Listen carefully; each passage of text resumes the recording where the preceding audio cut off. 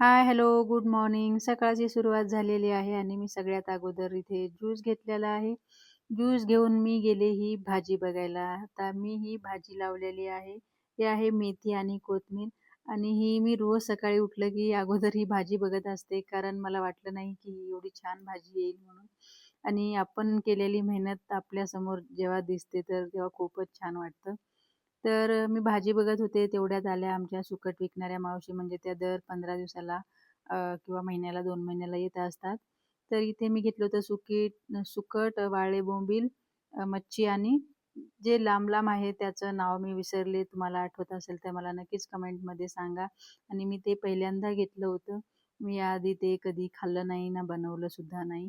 मग काय माझ्या आईला सुके जे मासे, बोंबील किंवा सुकट असते ते फार आवडते. मग आईला मी लावलं कामाला. आईला सांगितलं, "हे सगळं साफ कर. मी तुझ्या आवडीचे बटाट्याचे रस्सा बोंबील बटाट्याचा रस्सा बनवते." तर मग तिने मला बोंबील कापून दिले आणि मी तिच्यासाठी बनवला मस्त हा बोंबील बटाट्याचा रस्सा. तर सगळ्यात आधी मी इथे बोंबील चांगले भाजून घेतले.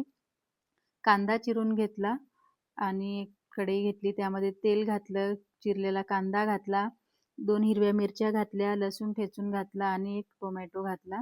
हे सगळं चांगलं परतून घेतलं आणि त्याच्यामध्ये मी 1 बटाटा घातलेला आहे उकडलेला आणि बटाटासुद्धा चांगला परतून मिक्स करून घेतला. याच्यामध्ये मीठ घातलं, लाल तिखट घातलं, हळद, गरम मसाला घातला आणि मालवणी मसाला घातला, धने पावडर घातली आणि हे छान मिक्स करून घेतलं.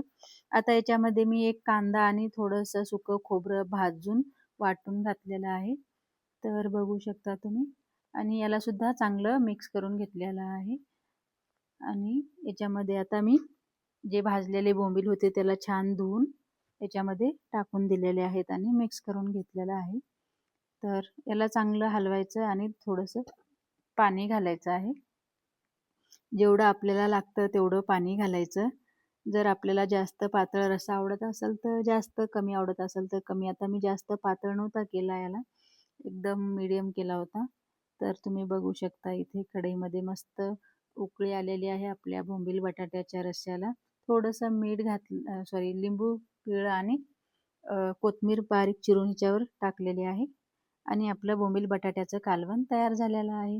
तर कसा वाटला व्हिडिओ, कशी वाटली रेसिपी, कशी वाटली नक्कीच मला कमेंट करून सांगा. व्हिडिओ आवडल्यास लाईक करा, चॅनलला सबस्क्राईब करा आणि सबस्क्राईब मात्र नक्की करा. तुमचा सपोर्ट खूप गरजेचा आहे. आता मी इथे हे ताट वाढलेलं आहे आणि सगळ्यात अगोदर मी माझ्या आईला जेवायला दिलेलं आहे.